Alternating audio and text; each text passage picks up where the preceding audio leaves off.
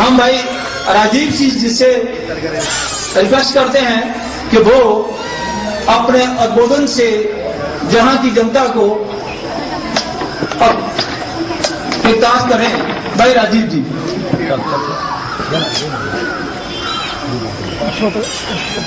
जी, सभा में उपस्थित सभी सम्माननीय नागरिक बंधुओं, माताओं, बहनों,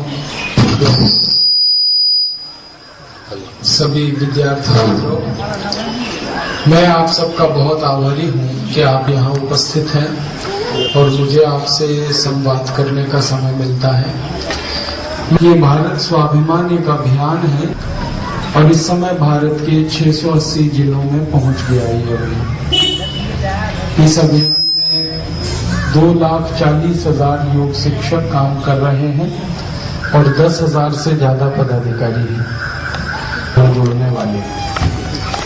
2 साल के बाद हमारे पास 13,40,000 योग शिक्षक हो जाएंगे, तब हम इस अभियान को गांव-गांव में पहुंचा पाएंगे। हमारी ऐसी इच्छा है कि भारत के हर गांव में हमारे इनसे 2 काम करने हैं। पहला काम ये करना है कि भारत के हर व्यक्ति को निरोगी बनाना है, स्वस्थ बनाना है, रोग मुक्त बनाना है। भारत के लोगों की जो बीमारियां हैं इनको दूर करना है। और दूसरा उद्देश्य इस अभियान का है कि भारत देश की जो बुराइयां हैं इनको ठीक करना है। भारत में गरीबी है, बेरोजगारी है, भूखमरी है, रिश्वतखोरी है, बहुत सारी बुराइयां हैं। शराब है, जुआ है, फिर हमारे देश में बहुत ज्यादा बड़े पैमाने पे वेश्यावृत्ति है। ऐसी सभी बुराइयां देश की हमें दूर करनी है।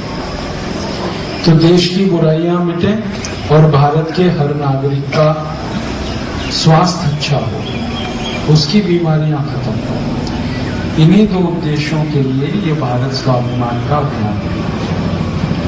आप ये पूछेंगे कि हम चाहते हैं कि भारत के हर नागरिक को योग, प्राणायाम और आयुर्वेद की शिक्षा देकर उसको हम स्वस्थ बनाएं, निरोगी बनाएं। योग, प्राणायाम और आयुर्वेद भारत की सबसे पुरानी चिकित्सा पद्धति है, हजारों लाखों साल पुरानी है।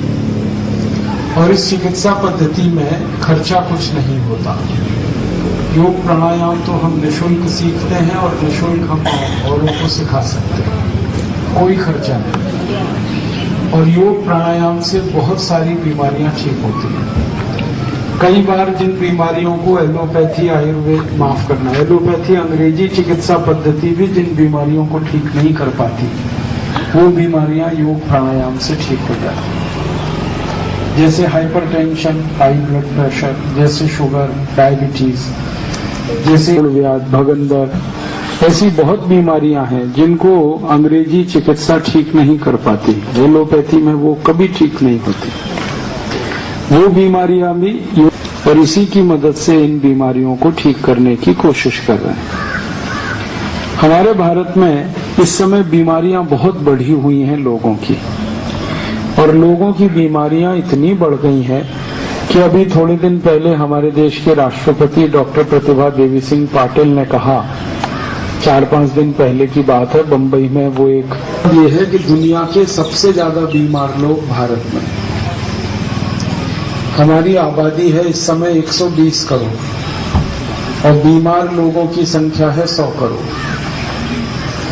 5,70,00,000 लोग तो भारत में डायबिटीज के बीमार हैं, माने डायबिटीज के रोगी हैं। 4,80,00,000 लोग हृदय रोग, हार्ट की डिसीज से जो। 12 करोड़ भारतवासियों को आंखों के रोग हैं, कम दिखाई देता है, बिल्कुल नहीं दिखाई देता, आंखों पे चश्मा चढ़ा हुआ है, रात में नहीं दिखता कुछ लोगों को दिन में नहीं दिखता। दमा है, अस्थमा है, ब्रोंकियल अस्थमा है, ट्यूबरकुलोसिस है, छाती के रोग हैं। करीब 17 करोड़ भारतवासियों को घुटनों का दर्द है, कमर का दर्द है, कंधे का दर्द है। 20 करोड़ भारतवासियों को हाई बीपी है, ब्लड प्रेशर हाई है, और 10 करोड़ लोगों का बीपी लो है। 23 करोड़ भारतवासियों को हर समय सर्दी, खांसी, जुकाम, बुखार, ये जो सामान्य बीमारियां हैं ये होती रहती हैं, रेशा गिरना, नजला होना, 23 करोड़ लोगों को। ऐसे कुल मिला के लगभग 100 करोड़ है। कई बीमारियों का तो मैंने आपको बताया नहीं, जो मानसिक रोग से पीड़ित हैं हमारे देश में, अवसाद से घिरे हुए हैं, डिप्रेशन में हैं, वो 4.5 करोड़ लोग हैं। बहुत खराब हाल है भारत का। हमारे घर में इतनी सारी बीमारियां कहां से आ गई, ये गंभीर प्रश्न है। मैंने इस विषय पे थोड़ा अध्ययन किया तो पता चला कि हम थोड़े दिन पहले तक बहुत स्वस्थ थे। जब आजाद हुआ था भारत 15 अगस्त 1947 को, तो भारत में सिर्फ 5 करोड़ लोग बीमार थे। हमारी सरकार ने 1952 में भारत देश का एक सर्वेक्षण कराया था, जिसको जनगणना भी कहते हैं आप। उसमें पता चला था कि 33 करोड़ की आबादी में 5 करोड़ लोग बीमार हैं। अब आबादी 120 करोड़ की है और बीमार लोग 100 करोड़ हो गए। आबादी हमारी 4 गुनी बढ़ी है और बीमारी हमारी 20 गुनी बढ़ चुकी है। और हैरानी इस बात पे होती है कि भारत आजाद हुआ तब बहुत कम डॉक्टर्स थे पूरे देश में, अब डॉक्टर्स बहुत ज्यादा हैं। पहले भारत में आजादी के समय मुश्किल से 5000 डॉक्टर्स थे जो रजिस्टर्ड मेडिकल प्रैक्टिशनर थे। अब डॉक्टर 18 लाख हैं पूरे देश में, तो डॉक्टर बहुत हो गए हैं, तो बीमारियां कम होनी चाहिए थी, बीमारियां और बढ़ गई। आजादी जब आई थी तो सिर्फ 70 दवाएं थी भारत में जो मिलती थी। अब आजादी के बाद 84,000 दवाएं हैं, तो बीमारी तो और कम होनी चाहिए। पहले दवाएं कम थी तो लोग कम बीमार थे, अब दवाएं ज्यादा हैं तो लोग ज्यादा बीमार हैं। पहले हॉस्पिटल्स कम थे हमारे यहाँ, प्राइमरी हेल्थ सेंटर तो कहीं नहीं था, कम्युनिटी हेल्थ सेंटर कहीं नहीं था भारत में। कुछ बड़े बड़े शहरों में हॉस्पिटल होते थे, अब हॉस्पिटल हजारों की संख्या में है। फिर बीमारी इतनी क्यों होनी चाहिए, इस विषय पर मैंने थोड़ा अभ्यास किया तो पता चला कि ज्यादातर बीमारियां तो पिछले 50-60 साल में हमारी अपनी गलतियों से आई हैं। हमने अपने जीवन में कुछ ऐसे काम किए हैं जिससे हम बीमार पड़े। हम कई काम ऐसा मानते हैं कि हमने तरक्की के लिए किए हैं, लेकिन उन्हीं कामों ने हमको बीमार कर दिया। विकास के लिए, तरक्की के लिए हमने जो काम किए अपने घर में, परिवार में, और जो परिवर्तन किया हमने, उसी ने हमको बहुत बीमार बनाया। मैंने देखा कि 40-50 साल में हमारे घरों में सबसे ज्यादा परिवर्तन आया रसोई में। हमारी जो किचन है, जहां पे हम भोजन बनाते हैं, ये बहुत बदल गया और इसने हमारी बीमारियों को बढ़ा दिया। हमारे देश में आयुर्वेद में सारे के सारे जो ग्रंथ लिखे गए हैं, वो ये कहते हैं कि हर आदमी ज्यादा से ज्यादा अपनी गलती से बीमार पड़ता है। बाहर की गलतियों से तो बीमारियां बहुत कम आती हैं। अगर मान लें कुल बीमारियां हमारे शरीर में 100 हैं, मान लें हम, तो इसमें से 90 बीमारियां हमारी गलती से आती हैं। सिर्फ 10 बीमारियां हैं जो बाहर वालों की गलती से आती हैं। उनको हम वायरल डिसीज कहते हैं, बैक्टीरियल डिसीज कहते हैं। वायरस और बैक्टीरिया बाहर हैं, शरीर के अंदर नहीं है। वो प्रवेश करते हैं तब बीमारी आती है। तो वायरस और बैक्टीरिया से आने वाली बीमारियां सिर्फ 10% हैं और 90% बीमारियां हमारे खुद की गलती से आती हैं। और हम अगर गलतियां करना कम कर दें अपने जीवन में, तो हमारी बहुत सारी बीमारियां ठीक हो सकती हैं। मैंने आयुर्वेद का पिछले 20 साल बहुत अभ्यास किया और ये समझने की कोशिश की कि आयुर्वेद की चिकित्सा पद्धति के हिसाब से हम कौन सी ऐसी गलती कर रहे हैं जिसके कारण इतनी बीमारियां आ रही हैं। तो मैंने देखा तो हमारे रसोई में हमने कई ऐसी गलतियां कर रखी हैं जिसके कारण हम बीमार हैं। तो मैं आपसे निवेदन ये करने आया हूं कि आप उन गलतियों को ठीक कर लो तो आपकी बीमारियां बहुत कम हो जाएं। नहीं तो बीमारियों का कोई इलाज नहीं है। हमको ये जानकर बहुत दुख होगा कि एलोपैथी और अंग्रेजी दवाओं के आधार पर हम जो कोशिश कर रहे हैं बीमारियों के ठीक होने की, एक भी बीमारी ठीक नहीं होती एलोपैथी। एलोपैथी चिकित्सा एक तो ज्यादा पुरानी नहीं है, मात्र 250 साल पुरानी है, और इस 250 साल पुरानी चिकित्सा पद्धति में अभी पूरा रिसर्च नहीं हो पाया, पूरी शोध नहीं हो पाई, क्योंकि चिकित्सा में शोध करने के लिए हजारों साल खर्च होते हैं। तो एलोपैथी चिकित्सा में जो दवाएं बनती हैं ना, वो ट्रायल एंड एरर मेथड पे बनती है। ये ट्रायल एंड एरर मेथड क्या होता है? दवा दे के देखो, गलती करो, फिर सीखो, फिर दवा दे के देखो, फिर गलती करो, फिर सीखो, फिर दवा दे के देखो, फिर गलती करो, फिर सीखो। मैंने ये तीर और तुक्के वाली कहानी है, लग गया तो तीर, नहीं तो तुक्का। सारी एलोपैथी की चिकित्सा इसी पे निर्भर है। ये गोली दे के देखो, ठीक हुआ तो अच्छा, नहीं तो ये दे के देखो। इंसान के बनाए हुए रसायन सभी गड़बड़, क्योंकि इंसान ही गड़बड़ है।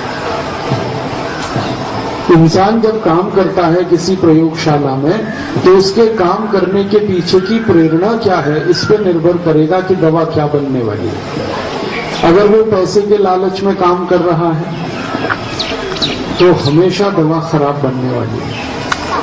स्वार्थ अगर उसके मन में है, लालच उसके मन में है, तो वो गड़बड़ होने ही वाला है। इसलिए कहा जाता है कि जो भगवान ने बना दी है दवाएं, वो एकदम परफेक्ट है, क्योंकि ईश्वर को किसी चीज का लालच नहीं, न पैसे का, न नाम का, न यश का, न कीर्ति का। ईश्वर के बनाए हुए जो केमिकल हैं, जिनके आधार पर हम दवाएं आयुर्वेद में खाते हैं, वो ज्यादा परफेक्ट है, ज्यादा अच्छे। उनके साइड इफेक्ट कम है, उनकी एक्सपायरी डेट नहीं है ज्यादातर की, कीमत बहुत कम है, बहुत सस्ती है और आसानी से हर जगह उपलब्ध है।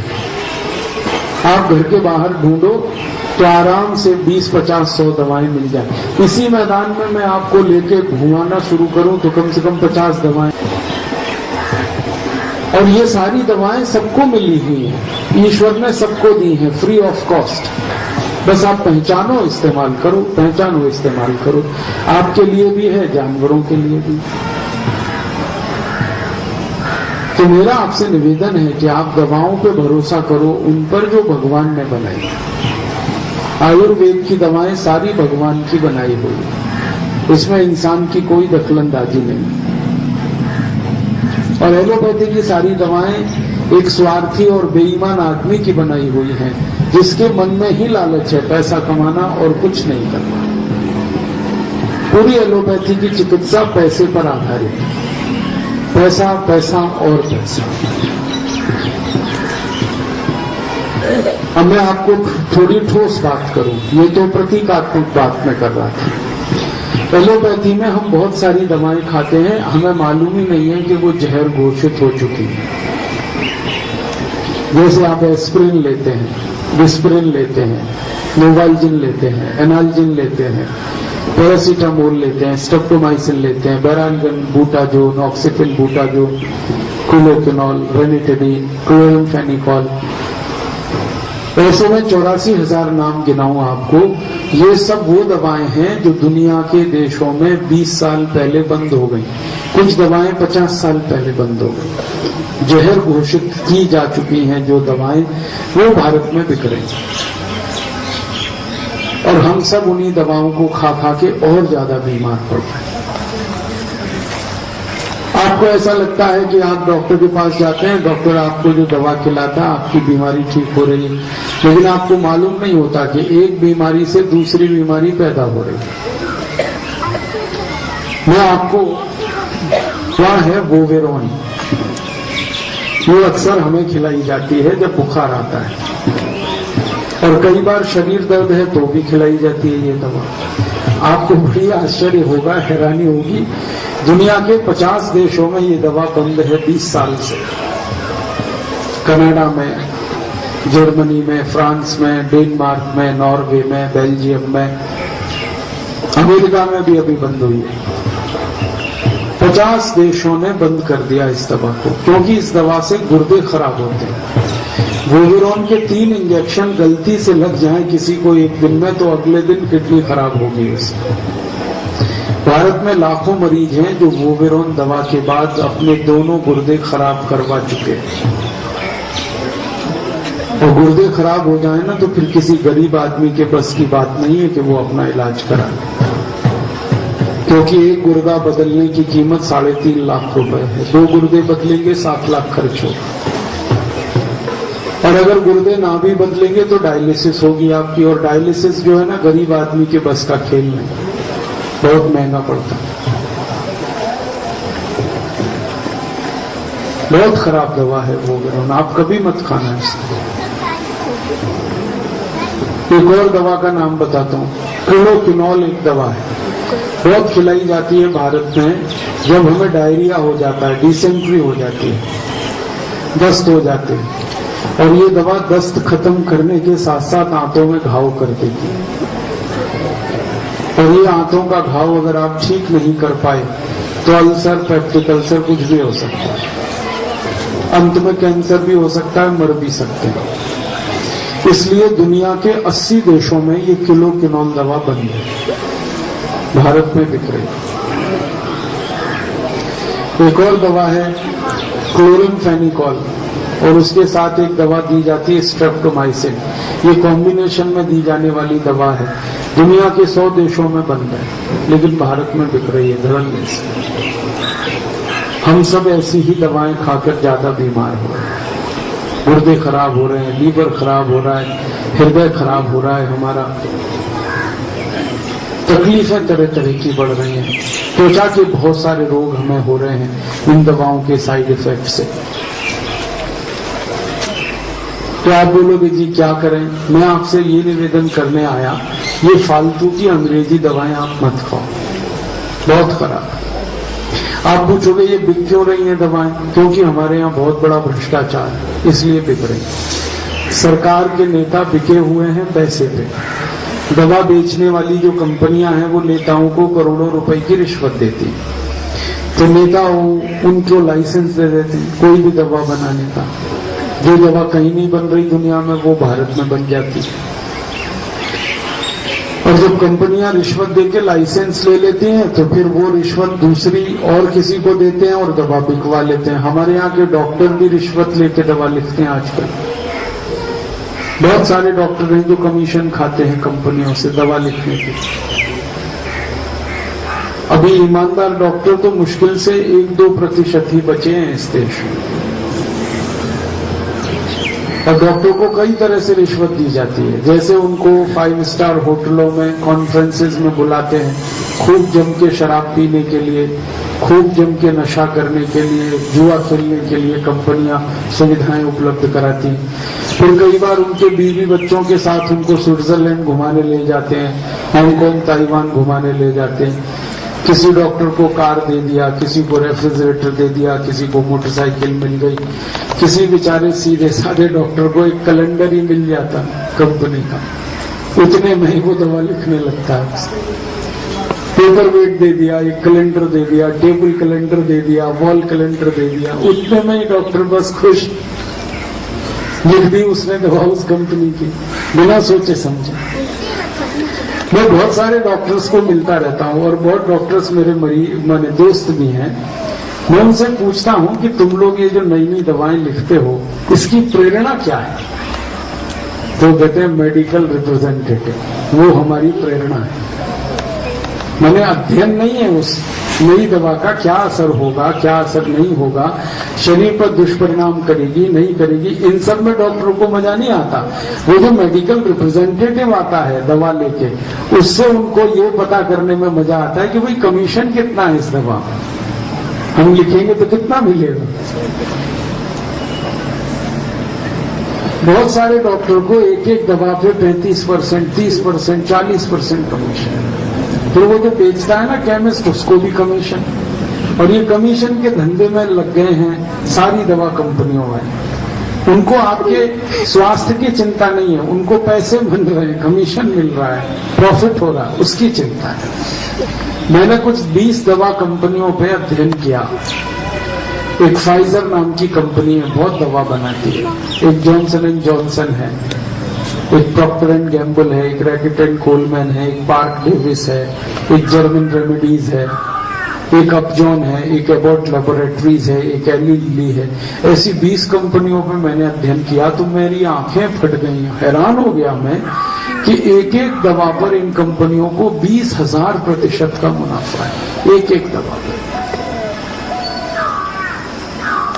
इसका मतलब आप समझते हैं, कोई दवा 1 रुपए में बन रही है, मान लो जो टैबलेट आप खा रहे हो ना वो 1 रुपए में बन रही है और 200 रुपए में आपको बेची जा रही है। ये है मतलब 20,000% मुनाफा। 2 रुपए में दवा बन रही है, 400 में बेची जा रही है। 3 रुपए में इंजेक्शन बन रहा है, 600 रुपए में लगा रहा है डॉक्टर आपको वो इंजेक्शन।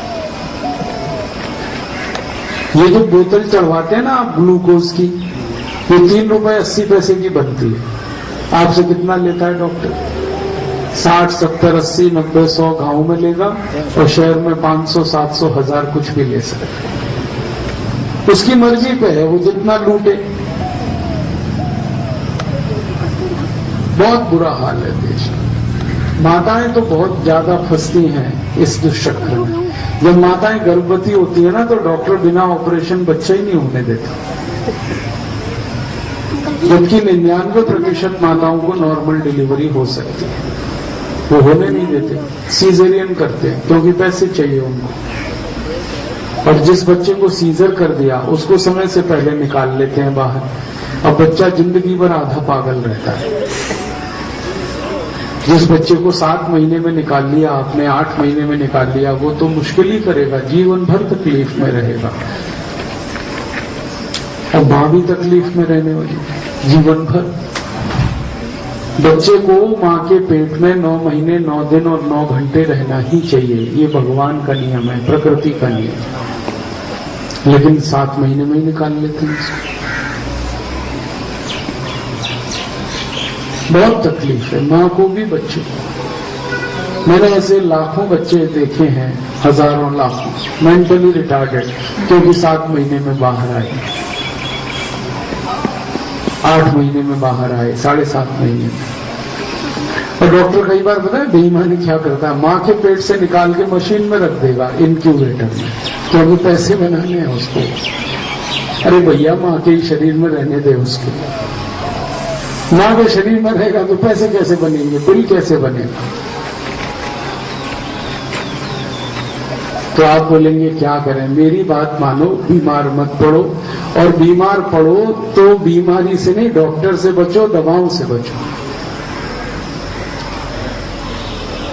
आप बोलोगे क्या करें? तो परम पूजनीय स्वामी जी कहते हैं पहले तो बीमार मत पड़ो, तो अपने घर को ठीक कर लो, रसोई को ठीक कर लो, तो बीमारी नहीं आएगी। हम हमारे जीवन में जो गलतियां कर रहे हैं उन गलतियों को ठीक करें तो बीमारी आती नहीं।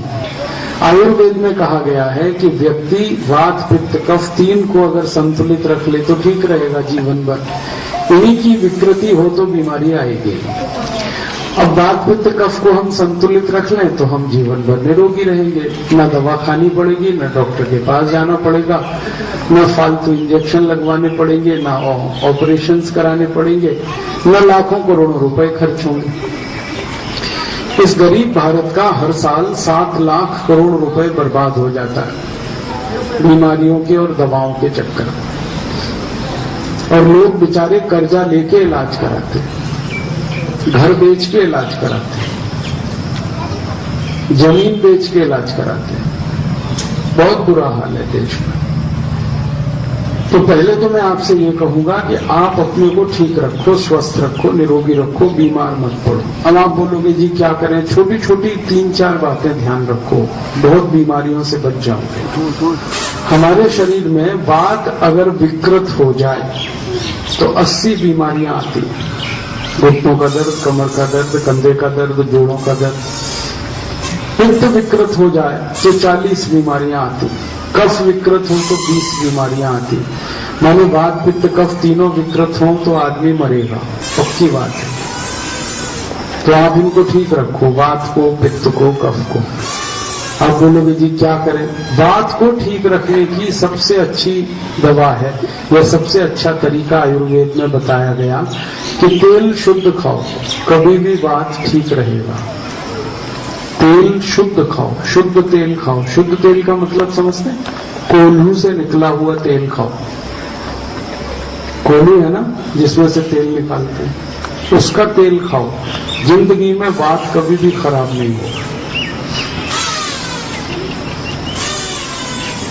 आजकल जो तेल हम खाते हैं ना, ये बाजार से खरीदा हुआ तेल है, इसमें मिलावट बहुत है। बाजार से जो आप तेल खरीदते हो इसमें पामोलिन तेल मिलाते हैं, और पामोलिन तेल जहर है। शरीर कभी भी उसको पचा नहीं पाता। और भारत सरकार सारे तेलों में पामोलिन तेल मिलवा के ही बेचती है, बिकवाती है। सरकार ने नियम बना रखा है कि बिना मिलावट के तेल ही नहीं बेचा जाएगा तेल। तो जो भी बाजार से तेल लाओगे उसमें मिलावट है। वो मिलावट वाला तेल कभी हजम नहीं होगा, वो फिर कोलेस्ट्रॉल बढ़ाता है। कोलेस्ट्रॉल बढ़ेगा तो फिर 80 रोग तो आने ही वाले। तो इसलिए तेल शुद्ध खाओ तो सारी बीमारी वात की खत्म हो जाती है। अब आप बोलोगे शुद्ध तेल कहां से लाएंगे? यहीं इसी गांव में मिलेगा। एक कोल्हू लगवा लो, या पुराना कोई कोल्हू चलता होगा तो उसको फिर जिंदा करा दो। कोई कोल्हू है यहाँ इस गांव में? है? बहुत अच्छा, फिर तो बहुत बढ़िया। तो जो पहले से चल रहा है कोल्हू, उसमें अपना तेल निकलवाओ।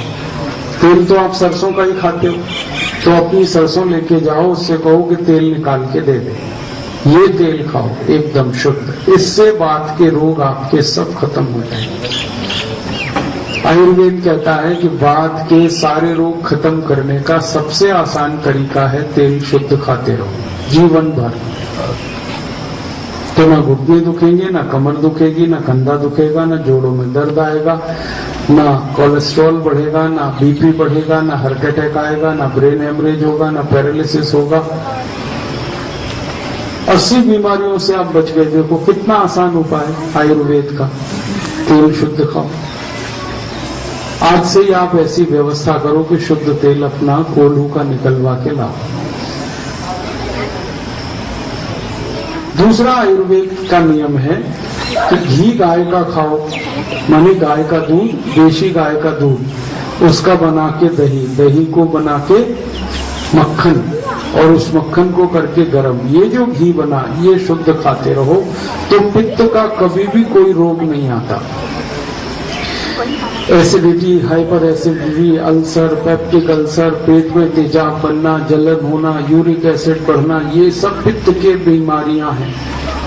ये सब खत्म हो जाती हैं अगर आप घी शुद्ध खाते हो, देशी गाय का घी। डालडा मत खाना कभी, सबसे खतरनाक है डालडा। ये भारत में जब से डालडा आया तभी से बीमारियां घुस गई घर घर। 20-25 साल पहले कोई डालडा नहीं खाता था क्योंकि बनता ही नहीं था। ये सरकार ने तरक्की और विकास के नाम पर डालडा बनवाना शुरू किया, और हम भी मूर्ख लोग फंस गए उस डालडा के चक्कर में। अब डालडा की पूड़ी खाते हैं, डालडा की कचौड़ी खाते हैं, डालडा की मिठाई खाते हैं, डालडा की नमकीन। पूड़ी कचौड़ी बनानी है तो भी डालडा में मत बनाओ, तेल में बनाओ।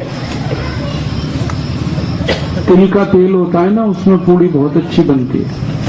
तिल के तेल में आप बोलोगे जी देशी घी बड़ा महंगा है। मैंने बहुत इसका हिसाब निकाला है, डालडा और देशी घी बराबर ही है। कैसे बराबर है? डालडा में पूड़ी बनाओ, कचौड़ी बनाओ तो बहुत खर्चा होता है घी का, और देशी घी में बनाओ उसके आधे में ही बन जाती है। और डालडा 120 रुपए किलो, देशी घी 250 रुपए किलो, कोई बहुत अंतर नहीं। तो देशी घी में बनाओ।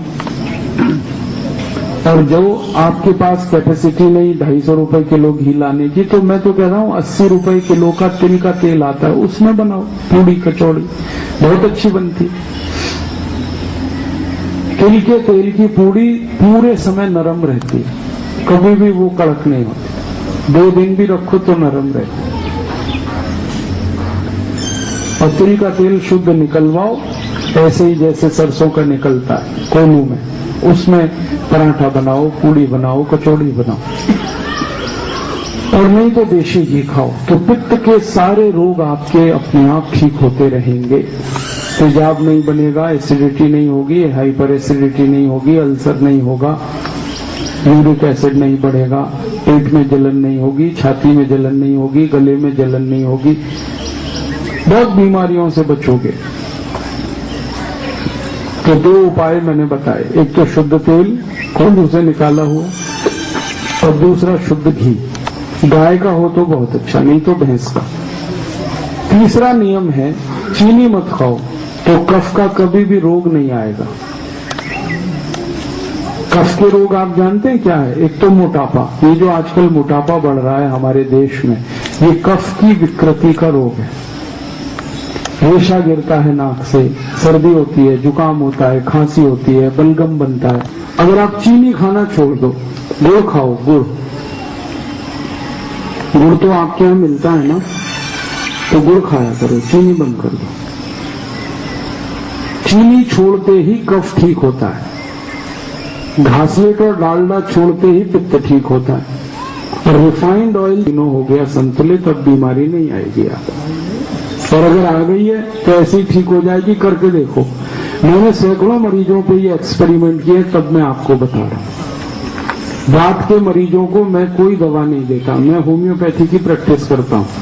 तो बहुत मरीज आते हैं मेरे पास, तो कहते हैं जी बात है, मैंने घुटनों का दर्द, कमर का दर्द, तो मैं उनको खाली गोलियां दे देता हूं। आप जानते हैं होम्योपैथी में सफेद सफेद मीठी मीठी गोलियां आती, उसमें दवा नहीं डालता, ऐसे ही दे देता हूं, लो खाओ दवा। तो मरीज को लगता है मैं दवा खा रहा हूं, वास्तव में वो दवा होती नहीं, वो तो मीठी गोली है। फिर मैं उसको कहता हूं कि कुछ पथ्य है, और वो पथ्य मेरी असली दवा है। ये गोली तो ऐसे ही उसको बुलावे में रखने के लिए खिलाता हूं, नहीं तो मरीज मानता ही नहीं, कहता मुझे दवा चाहिए जी। दिमाग ऐसा उल्टा हो गया है, बोतल चढ़ाओ जी, जरूरत नहीं फिर भी चढ़ा दो, इंजेक्शन लगा दो, संतोष ही नहीं होता मरीज को। तो खाली गोली दे देता हूं कि ये खाते रहो, 4-4 गोली सुबह दोपहर शाम। फिर उनसे कहता हूं कि पथ्य ये है कि शुद्ध तेल खाना है, घर में शुद्ध तेल की व्यवस्था करो। अब वो खाने लगता है, 4-6 महीने बाद उसका कोलेस्ट्रॉल चेक कराते हैं, नॉर्मल आता है। शुद्ध तेल खाते, ट्राइग्लिसराइड नॉर्मल आता है। तो कोलेस्ट्रॉल नॉर्मल हुआ तो फिर सब ठीक होने ही वाला है, हृदय की हर बीमारी ठीक होगी। कोलेस्ट्रॉल नॉर्मल हो जाए तो शुगर भी ठीक होगी, डायबिटीज भी ठीक होगा। मैंने इस पर थोड़ा रिसर्च किया कि तेल में है क्या ऐसा, शुद्ध तेल में क्या है। तो शुद्ध तेल की जो चिकनाई है उसमें प्रोटीन कंटेंट है, और ये मिलावट वाला तेल जब आता है ना तो उसकी चिकनाई कम हो जाती है, वो ही सारी गड़बड़ शुरू करता है। सैकड़ों मरीज ठीक हुए हैं मेरे, खाली मैंने उनको तेल शुद्ध करा दिया, उसी में ठीक हो जाए। तब से मैंने ये नियम बना लिया कि सबको बोलूंगा शुद्ध तेल खाओ। मैं 20 साल से शुद्ध तेल खाता हूं अपने घर में, और 20 साल में एक दिन भी कभी हॉस्पिटल में नहीं गया।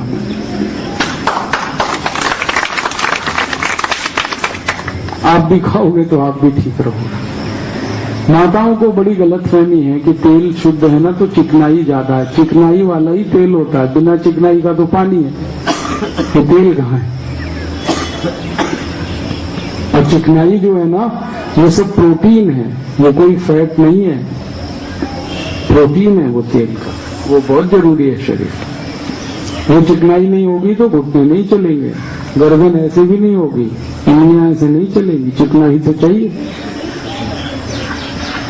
आपके शरीर से सारी चिकनाई अगर निकाल दें ना तो आपका शरीर चूसे हुए आम के जैसा हो जाएगा। चिकनाई तो चाहिए। आपकी आंखों में ये जो चमक होती है, चेहरे पे जो चमक होती है, चेहरा लाल सूख रहता है, ये सब चिकनाई का प्रताप है। आप सुंदर दिखते हैं, ये सब चिकनाई के कारण है। चिकनाई तो चाहिए।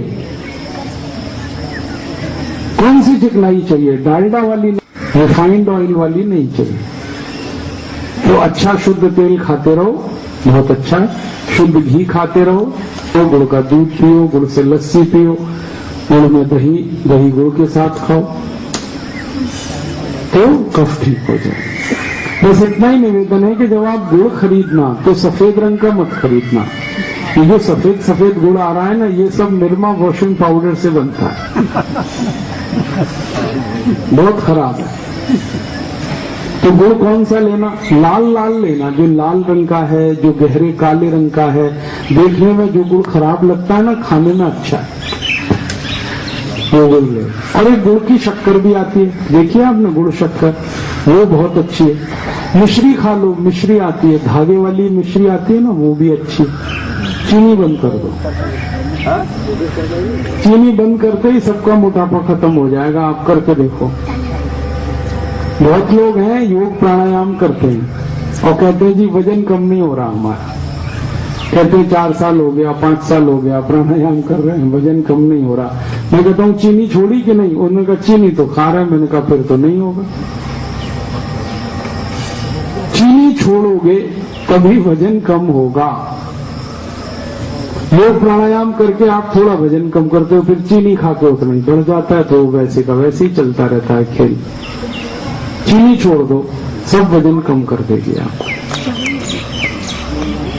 और गुड़ 1 ग्राम भी वजन नहीं बढ़ाता। देखो क्या भगवान की लीला है। गुड़ से 1 ग्राम वजन नहीं बढ़ता और चीनी बहुत खराब। मैं गुड़ और चीनी का अंतर बताना चाहता हूं आपको, सरल भाषा में, सरल तरीके से आपके समझ में आए। आप खाना खाओ और पीछे से थोड़ा गुड़ खाओ, तो आपने जितना खाना खाया ये गुड़ आपके खाने को 4 घंटे में हजम कर देगा।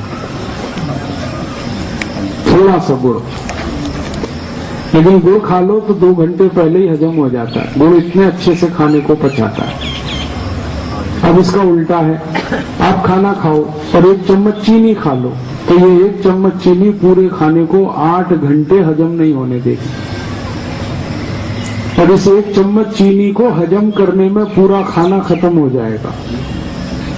खाने की जितनी एनर्जी है ना, वो 1 चम्मच चीनी को पचाने में खर्च हो जाती है।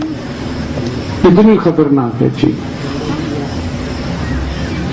अब वैसे भी बहुत महंगी हो गई है आजकल चीनी, क्यों दिमाग खराब करें अपना चीनी खा के। निकालो घर में से इस चीनी को, गुड़ ले आओ, सस्ता है, क्वालिटी में बहुत अच्छा है। हाँ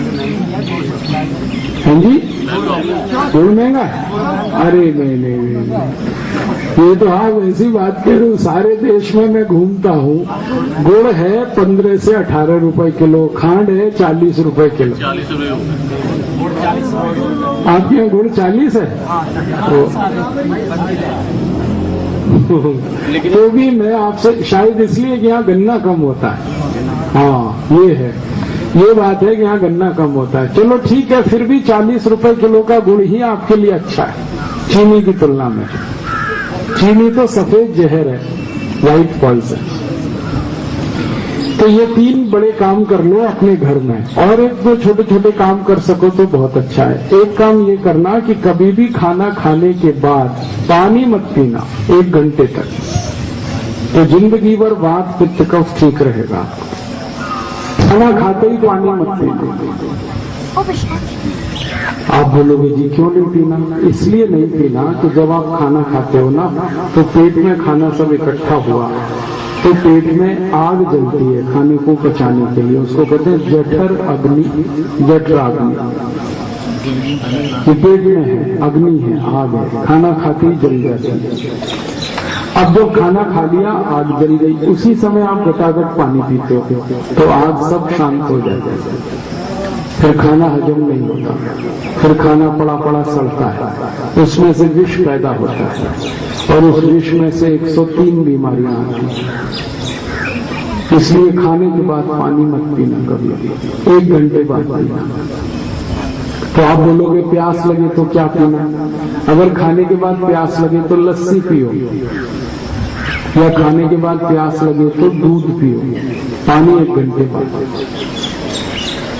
दोपहर को खाना खाया, प्यास लगी तो लस्सी पी लो, शाम को खाना खाया, प्यास लगी तो दूध पी लो, पानी 1 घंटे बाद पी लो। इस नियम से जिंदगी भर वात पित्त कफ आपका संतुलित रहेगा, क्योंकि जो खाया है वो ठीक से हजम होगा, और जो खाया हुआ ठीक से हजम हो तो फिर उसी में से रक्त बनेगा, मांस बनेगा, मज्जा बनेगी, वीर्य बनेगा, शुक्र बनेगा, सब कुछ उसी में से बनने वाला है जो खाया हुआ है, अगर वो ठीक से हजम होता है तो। और अगर हजम नहीं होगा खाया हुआ ठीक से तो विष बनेगा और फिर दुनिया भर के रोग आने वाले। इसलिए खाने के 1 घंटे बाद पानी पियो। पानी हमेशा घूट घूट करके पिया करना। एक घूट पानी पिया, थोड़ी देर रुके, फिर एक घूट पिया, फिर थोड़ी देर रुके, फिर एक घूट पिया, फिर थोड़ी देर रुके, ऐसे पानी पीने की आदत डाला। ये गटागट पानी पीना ठीक नहीं है। आप बोलोगे क्या नुकसान है? जब हम गटागट पानी पीते हैं ना तो सारा पानी बहुत जल्दी नीचे उतरता है, तो मुंह की जो लार है उसको पानी से मिलकर अंदर जाने का समय नहीं मिलता। और ये मुंह की लार ही है जो तेजाब को शांत करती है पेट के। और घूट घूट पानी पियो तो मुंह की लार पानी के साथ अच्छे से मिलकर अंदर जाती है और लार तेजाब को शांत करती है। और जिनके पेट का तेजाब शांत होता है उनकी जिंदगी में कभी रोग नहीं आता। तो आप जिंदगी भर निरोगी रहोगे, पानी घूट घूट लिया। आपने देखा है सारे पशु पक्षी इस नियम का पालन करते हैं, पानी घूट घूट पीने का। कुत्ते को देखो पानी चाट के पीता है, चिड़िया को देखो एक एक घूंट पानी पीते, एक बूंद पानी का लेगी, फिर चोंच चलाएगी, फिर पिएगी, फिर एक बूंद लेगी, फिर चोंच चलाएगी। गाय को देखो, बैल को देखो, बकरी को देखो, सब घूंट भर के पानी पीते हैं। मनुष्य है जो घटाघट पानी पीता है। मैंने आज तक किसी चिड़िया को ओवरवेट नहीं देखा, किसी पक्षी की तौन बाहर नहीं निकलती, पेट नहीं निकलता। ये सारी खुराफात आदमी के ही साथ। ये मनुष्य सोचता तो है कि मैं बहुत होशियार हूं, लेकिन है मूर्ख। होशियार जो पशु पक्षी ये इस नियम का पालन करते हैं। आप पशु पक्षियों को देखो खाने के साथ कभी पानी नहीं पीते, पिला के देखो। गाय खाना खाएगी, उसके सामने पानी रख देना, वो देखेगी भी नहीं पानी। खूब अच्छे से खाना खाएगी, 2-3 घंटे बैठकर जुगाली करेगी, फिर पानी पिएगी। भैंस को देख लो, कुत्ते के हाथ में क्या तकलीफ है। ये 2 नियम कोई भी पालन करे, खाने के 1 घंटे बाद पानी और पानी घूट घूट, जिंदगी भर निरोगी रहेगा, कभी कोई तकलीफ नहीं। और एक तीसरा नियम है, सवेरे जब आप सोकर उठो तो सबसे पहले पानी पिया करो।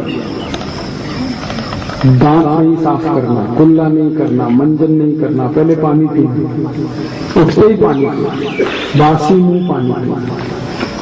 क्यों? रात भर की जो लार मुंह में जमा है ना, उठते ही पानी पियोगे सब अंदर जाएगी।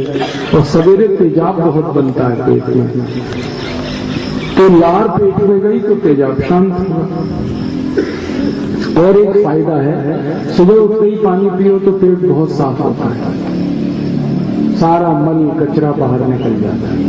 और जिनका सवेरे एक बार पेट साफ हो जाए ना, जिंदगी भर वो निरोगी रहते हैं। और एक आखिरी नियम याद रखना, ठंडा पानी कभी मत पीना। फ्रिज का पानी, बर्फ डाला हुआ पानी, ये जहर है, कभी मत पीना। ये ठंडा पानी पीते ही पता बहुत बड़ी तकलीफ होती है पेट में। क्या होता है, पेट तो गर्म है, पानी ठंडा है, तो गर्म पेट में आपने ठंडा पानी डाल दिया, अब पेट इस पानी को गर्म करता है, नहीं तो पानी पेट को ठंडा कर देगा। और पेट ठंडा हुआ तो हृदय ठंडा, हृदय ठंडा मस्तिष्क ठंडा, मस्तिष्क ठंडा आप भी ठंडे, आप ठंडे तो राम नाम सब। जैसे ही आप ठंडे होंगे ना, घर से निकाल के बाहर रख देंगे सड़क पे, आपको घर में नहीं रहने देंगे। जो घर आपने बनाया लाखों करोड़ों का, उसमें ही नहीं रहने देते, आप निकाल के बाहर कर देते। और जब तक शरीर गर्म होता है ना, लिपट चिपट के रोते हैं, और जैसे ही शरीर ठंडा हुआ दूर से ही प्रणाम करते हैं, छूते भी नहीं फिर उस शरीर। आप देख लो, ठंडे शरीर की इज्जत नहीं है। शरीर ठंडा होते ही बेइज्जती शुरू हो जाती है और फिर चिल्लाना और शुरू करते हैं, जल्दी लेके जाओ, जल्दी लेके जाओ, जल्दी लेके जाओ, पता नहीं क्या आफत आ रही है। अरे रहने दो भाई 2-4 दिन उसको घर में, उसी का घर है, उसी ने बनाया था, लेकिन 24 घंटे भी नहीं रहने देते घर में। तो आप सोचो ठंडे शरीर की इज्जत नहीं तो पानी क्यों पी रहे हो ठंडा, मत पियो। बाद में पता है क्या होता है, जब हम पानी पीते हैं बहुत ठंडा, पेट तो गर्म है, पेट पानी को गर्म करता है। अब पेट पानी को गर्म करेगा तो पेट को एनर्जी चाहिए, ऊर्जा चाहिए गर्म करने के लिए। तो सारे शरीर में जो खून है ना, वो पानी को गर्म करने के लिए पेट में आता है, क्योंकि खून ही गर्म है और तो कुछ है नहीं गर्म शरीर में। तो खून गर्म करेगा पानी को, तो सारा खून पेट में आएगा। तो खून की कमी मस्तिष्क को हो सकती है, हृदय को हो सकती है, उसी में चला जाएगा आदमी। मत पीना ठंडा। मैंने देखा ठंडा पानी पीने वाले लोगों को, अमेरिका में बहुत लोग ठंडा पानी पीते हैं। मैं पहली बार जब अमेरिका गया तो मैंने देखा वहां के लोग चिल्ड वाटर पीते हैं, पानी को फ्रिज में रखते हैं, 4-5 दिन ठंडा होता है, फिर उसमें बर्फ डालते हैं, फिर पीते हैं, ऐसे ठंडा पानी पीते हैं। फिर मैं देखता था उनको कि इनकी तकलीफ क्या है, इतना ठंडा पानी पी रहे, इनको कुछ प्रॉब्लम है। तो उनकी प्रॉब्लम एक दिन मेरे पकड़ में आई। सारे अमरीकी टॉयलेट में 1-1 घंटे बैठे हैं संडास में, कोई 1 घंटा बैठेगा, कोई 1.5 घंटा बैठेगा, कोई 2 घंटे बैठता है। फिर मैं पूछता था उनको कि तुम करते क्या हो टॉयलेट में 1-1 घंटे, 1.5 घंटे? वो कहते हम न्यूज पेपर पढ़ते हैं, मैगजीन पढ़ते हैं। क्यों भाई? कहते टट्टी नहीं आती, इंतजार करना पड़ता है, इसलिए न्यूज पेपर पढ़ते हैं। क्यों नहीं आती टट्टी? मैंने उन पर बहुत रिसर्च किया, इनका चक्कर क्या है। तो देखा कि उनकी जो बड़ी आंत है ना, लार्ज इंटेस्टाइन, वो सभी की बंद है, संकुचित है। ये बड़ी आंत होती है ना पेट में, जिसमें से मल निकलता है, वो ऐसे खुली होती है पाइप के जैसे, लेकिन अमरीकियों की वो ऐसे बंद है, और ये ठंडे पानी से हुई है। और जब ये बंद हो जाएगी तो मल निकलेगा कैसे? तो बहुत ताकत लगाते हैं वो, फिर भी नहीं निकलती। अब बेचारे कभी कभी तो गाना गाते हैं, मेरे सपनों की रानी कभी आएगी, वो आती नहीं। और जब ज्यादा तकलीफ होती है ना, तो दूसरा गाना गाते हैं, एक बार आजा आजा आजा, फिर भी नहीं। ये समस्या है ठंडे पानी। फिर इनको मैंने देखा अमरीकियों को, वो पूछते थे कि राजी भाई आप बताओ क्या करें, योग करें, प्राणायाम करें? मैंने कहा तुम खाली गर्म पानी पियो बस, योग प्राणायाम बाद में करना, पहले गर्म पानी। तो जो गर्म पानी पीना शुरू करे उसी का ठीक हो जाता, 3-4 दिन में पेट साफ होने लगता है। इनके सारे के सारे तकलीफें। अब आप जानते हो जब टट्टी नहीं उतरेगी, मल नहीं उतरेगा तो कब्जियत होगी, और एक कब्जियत 100 बीमारियों का घर है। माने 100 बीमारी आएगी जब कब्जियत आती है, गर्मी होगी, और जब सर्दी आएगी तो गर्म पानी पीना है। तो ये 4 तो छोटे नियम। पानी खाने के 1 घंटे बाद पानी घूट-घूट भर के पीना, सुबह उठते ही पहले पानी पीना, और ठंडा पानी नहीं पीना। ये 4 नियम जो पालन करे जिंदगी भर सुखी रहेगा, निरोगी रहेगा। और 3 नियम बड़े बताए, तेल शुद्ध खाओ तो वात का रोग नहीं, और चीनी बंद करके गुड़ खाओ तो कफ का रोग। अब एक नियम मुझे और बताने के लिए कहा गया कि खड़े होकर पानी मत पीना कभी। ऐसे 7,000 नियम है आयुर्वेद में, मैंने तो 3-4 ही बताया है। खड़े होकर पानी नहीं पीना, हमेशा बैठ के पानी पीना। खड़े होकर पानी पीने का दुष्परिणाम बहुत है, क्योंकि खड़े होकर पानी जो जाता है ना शरीर में, तो ये ग्रेविटी है ना, भूमि का गुरुत्वाकर्षण बल, वो पानी को जो कि तेजी से नीचे खींचता है। तो पानी जो है जाना चाहिए पूरे शरीर में, वो नीचे चला जाता है सीधे मूत्र पिंड में। और पानी तो बहुत बड़ी दवा है, औषधि है। तो शरीर के बाकी अंगों को ना मिलके सीधे मूत्र पिंड में गया तो गड़बड़। तो शरीर के सब अंगों में जाना चाहिए, फिर अंत में मूत्र पिंड में आना चाहिए। खड़े खड़े जो पानी पीते हैं वो सीधे मूत्र पिंड में जाता है, वो गड़बड़। बैठते ही पीना चाहिए। चले आगे बढ़े। ये तो हुआ कि जीवन में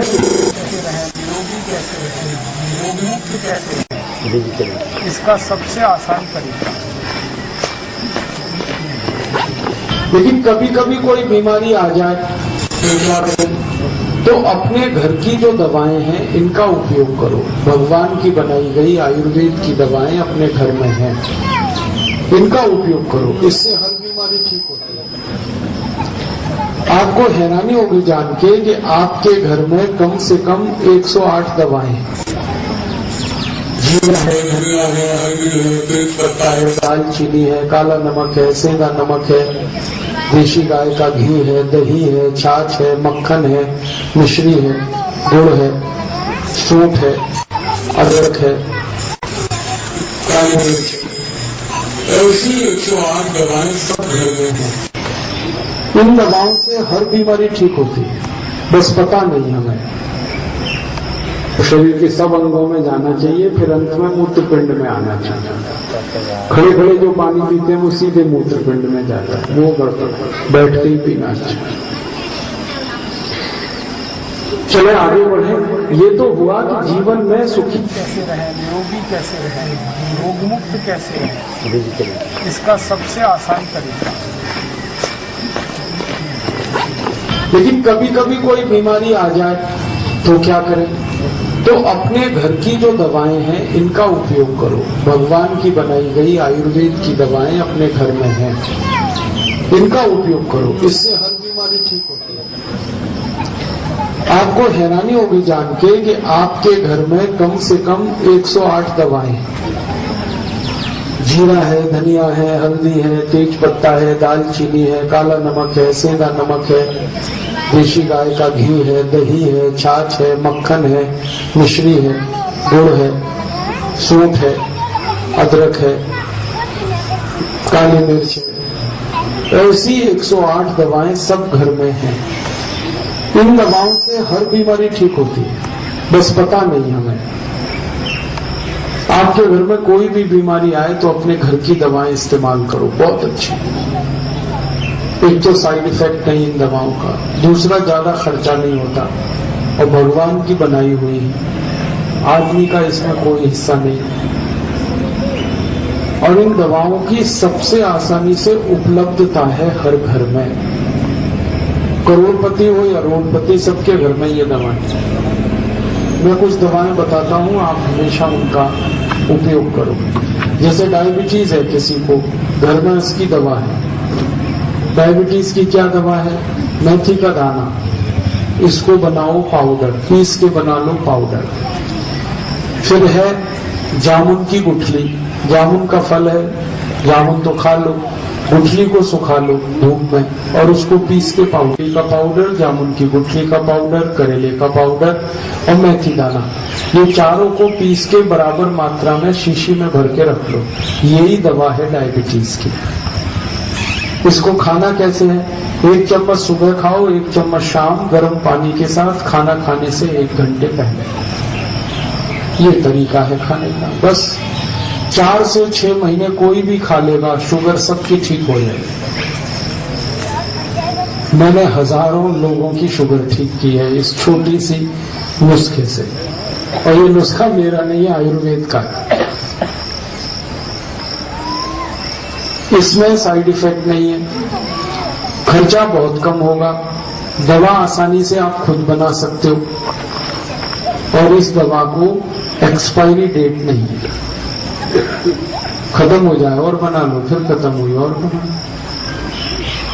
तो आप याद रखो, ये दवा डायबिटीज की बहुत अच्छी दवा है। और डायबिटीज के मरीज ये दवा खाते खाते थोड़ा प्राणायाम करें, अनुलोम विलोम और कपालभाति, तो और जल्दी ठीक होगा। बहुत जल्दी शुगर ठीक होती है। और मैंने बहुत मरीजों की शुगर ठीक की और उसके बाद जब शुगर ठीक हो जाती है ना, तो मैं उनकी ये दवा बंद करा देता हूँ। फिर उनसे कहता हूँ 200 ग्राम चीनी खा के देखो एक दिन। वो खाते हैं और एक यूनिट उनकी शुगर नहीं बढ़ती। फिर इतनी बढ़िया दवा है, आप भी इसका इस्तेमाल करो अगर घर में किसी को डायबिटीज है। जामुन का बीज दूसरी दवा बताता हूँ हृदय के लिए। हृदय की सब बीमारियों की एक दवा अपने घर में है। जैसे हृदय का ब्लॉकेज है कहीं पे, डॉक्टर कहेगा ऑपरेशन कराओ, मत कराना, क्योंकि 2.5-3 लाख खर्च होगा और वो ऑपरेशन बेकार है। 7-8 महीने बाद वो बेकार हो जाता है। हृदय के ऑपरेशन में डॉक्टर एंजियोप्लास्टी जब करता है ना, तो एक छोटी सी स्प्रिंग डालता है। वो स्प्रिंग एक तो 10 रुपए की बनती है और आपको वो 2.5 लाख रुपए में डलती है। लूट बहुत है उसमें। और दूसरा, वो स्प्रिंग 6-7 महीने में ही बेकार हो जाती है। आपने ऑपरेशन कराया, 6-7 महीने ठीक रहेगा, फिर दोबारा अटैक आ सकता है। तो क्या फायदा 2.5-3 लाख खर्च की? इससे अच्छा ऑपरेशन मत कराओ। फिर क्या करो, अपने घर में एक दवा है वो खाओ। वो दवा क्या है? घी का रस पियो। घिया है ना, घिया, वो हृदय की सबसे अच्छी दवा है। घी के छोटे छोटे टुकड़े करो, छिलका मत उतारना, इसको मशीन में डाल के रस निकाल लो। अब इस रस को पियो। इसमें थोड़ा धनिया पत्ता, थोड़ा पुदीना पत्ता, थोड़ा तुलसी पत्ता पीस के डाल दो। 8-10 पत्ते धनिया, 8-10 पत्ते पुदीने, 8-10 पत्ते तुलसी, थोड़ी काली मिर्च, और लगातार 4 से 6 महीने पिला दो किसी को भी घी का रस। उसका 99% अगर ब्लॉकेज है तो वो भी निकल जाता है। घिया इतनी बढ़िया दवा है। और ये घी का रस जो भी पिएगा ना, सबका ब्लड प्रेशर ठीक होगा, बीपी ठीक हो जाएगा। घी का रस जो भी पिएगा उसका कोलेस्ट्रॉल ठीक हो जाएगा, ट्राइग्लिसराइड ठीक होगा। लगातार घी का रस पीते रहो तो शुगर भी ठीक कर देता है। बहुत बढ़िया है। और घिया सब जगह मिलता है, आसानी से मिलता है। बहुत लोगों के मन में आजकल एक डर बैठ गया है कि घी में इंजेक्शन लगा देते हैं, फिर क्या करें? अगर घी में इंजेक्शन लगा दिया तो उस घी को मत लेना, पहचान कर लेना उसकी, इंजेक्शन लगा कि नहीं लगा। आप बोलोगे कैसे पहचाने?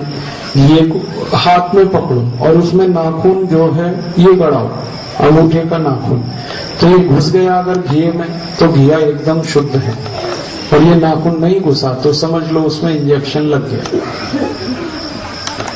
तो वो घिया मत लो जिसमें इंजेक्शन लग गया। माने नाखून जिसमें नहीं घुस रहा है वो घिया छोड़ दो, और जिसमें नाखून घुस रहा है वो ले लो। घिया अपने घर में भी पैदा कर सकते हो। थोड़ी भी खाली जमीन है, लगा दो उसमें एक बीज, उसकी बेल आ जाएगी, घिया मिले। और कुछ दवाएं बताता हूँ। बवासीर है, भगंदर है, इसकी दवा अपने रसोई में है। उसका नाम है काला दाग, काला मुनक्का। ये जो काला मुनक्का है, इसको रात को पानी में डाल दो। 5-6 मुनक्के रात भर पानी में रखो। सवेरे उस मुनक्के को खोलो तो उसका बीज निकाल दो। बीज उसका जहरीला है, मत खाना। तो बीज निकाल के मुनक्का चबा के पीछे से वही पानी पियो जिसमें आपने मुनक्का डाला। 4 से 6 महीने आप खा लोगे मुनक्का तो बवासीर बिल्कुल ठीक हो, बवंदर भी ठीक होगा, फिशुला भी ठीक होगा। ऑपरेशन कराने की जरूरत ही नहीं। और जब ताजा अंगूर मिलता हो ना तो काला अंगूर ले लो, उसको पीस के उसका रस निकाल लो। आधा कप रस सवेरे निन्ने पेट पी लो तो भी बवासीर ठीक होगा, बवंदर ठीक होगा। अपने घर में और एक दवा है, उसका नाम है मूली। मूली का नीचे का हिस्सा है ना सफेद वाला, उसको पीसकर उसका रस निकाल लो आधा कप, और वो रस खाने के आधा घंटे बाद पियो सुबह शाम। तो 20-20 साल पुराना बवासीर ठीक हो जाता। कितनी अच्छी दवा है, घर में ही मूली छूट जाती है इससे।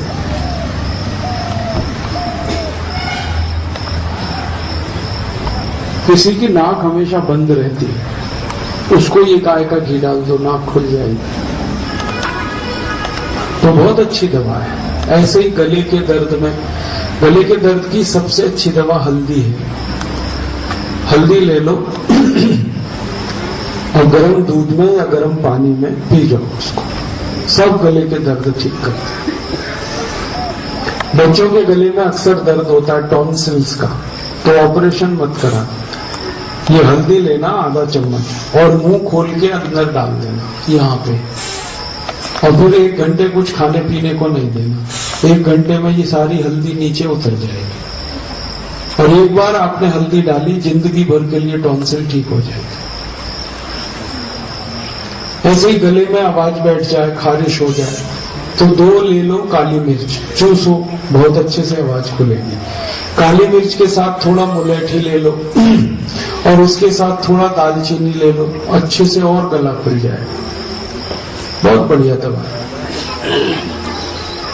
ऐसे ही गले में एक बीमारी है थायराइड की, हाइपरथायराइडिज्म, इसकी बहुत अच्छी दवा है। धनिया पत्ते की चटनी बनाओ, 1 चम्मच चटनी आधे गिलास गर्म पानी में मिला के पियो, तो थायराइड की सारी बीमारी ठीक। और थायराइड ठीक है तो मोटापा अपने आप कम हो जाता है।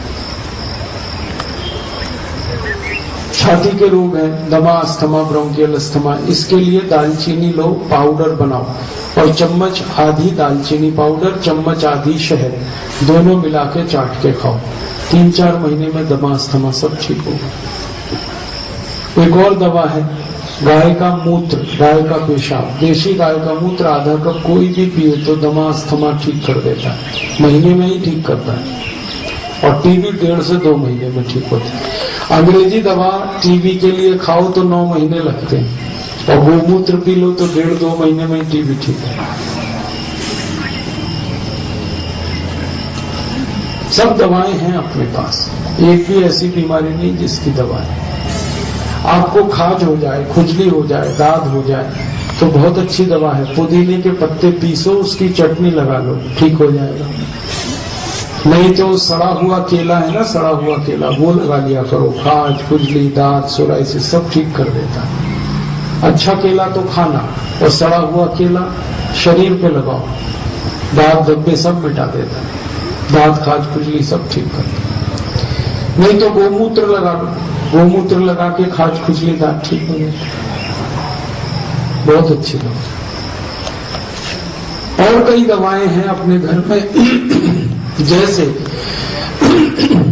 एक चूना होता है, चूना जो पान में हम खाते हैं, ये बहुत अच्छी दवा है।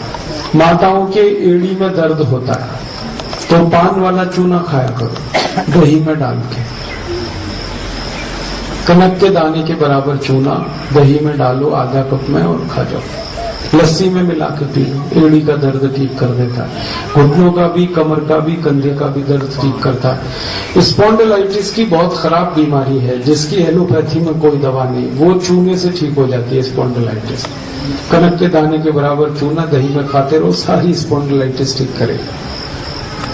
कंधों में अकड़ हो गई, जकड़ हो गई, हिलता भी नहीं, चूना खाओ, एकदम अच्छे से साफ करेगा। ये जो छोटे बच्चे हैं ना, इनकी लंबाई बढ़ानी है तो चूना खिलाओ इनको, कनक के दाने के बराबर दही में डाल, साल भर में सबकी लंबाई बढ़ेगी। ये बच्चों के जिनके दिमाग कम चलते हैं, अकल जिनको कम है, बुद्धि कम है, उनको चूना खिलाओ, बहुत अच्छी अकल होगी।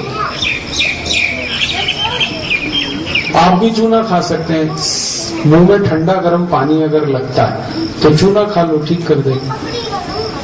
किसी को पीलिया हो गया, पीलिया, तो चूना ही दवा है और कोई दवाई नहीं, पूरी दुनिया में नहीं है पीलिया की कोई दवा। ये जो लिव 52 है ना, ये चूने का पानी है और कुछ नहीं। चूना आता है 50 पैसे का, लिव 52 50 रुपए का, ऐसे लूट मार हो रही है आप। तो चूना खा लो, जॉन्डिस ठीक होगा। पीलिया कैसे खाएं? कनक के दाने के बराबर चूना दही में, नहीं तो लस्सी में, नहीं तो गन्ने के रस में, नहीं तो पानी में मिला के पी। किसी पुरुष के वीर्य में शुक्राणु बहुत कम है, आप उनको चूना खिलाओ, बहुत अच्छे से शुक्राणु बनेंगे।